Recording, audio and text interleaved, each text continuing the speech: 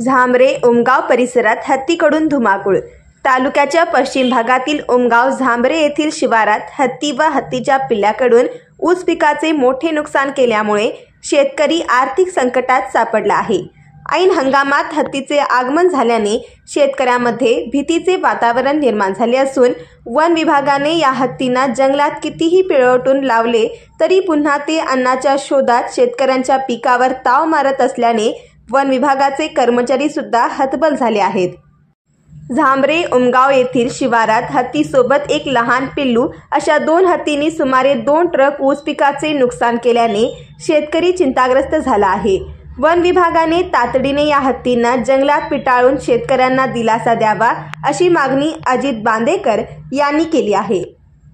गेल्या 5-6 दिवसापासून हत्ती सिंधुदुर्ग हद्दीतून सडेगुडवळे पिळणी येथील शिवारातून झांबरे उमगाव येथील शिवारात दाखल झाला आहे।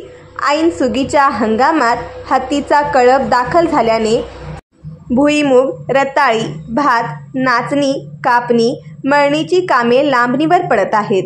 त्यातच हत्तीने गेल्या 2 दिवसात येथील शेतकऱ्यांचा सुमारे 2 ट्रक ऊस खाऊन मोडून पिकाचे नुकसान केले। वन विभागाने तातडीने झांबरे उमगाव परिसरातील शिवारांची पाहणी करून नुकसानग्रस्त शेतकऱ्यांना भरपाई द्यावी। हत्तीच्या कळपाला तातडीने पिटाळण्याची मोहीम हाती घेऊन शेतकऱ्यांना दिलासा द्यावा अशी मागणी वन विभागाकडे केली आहे।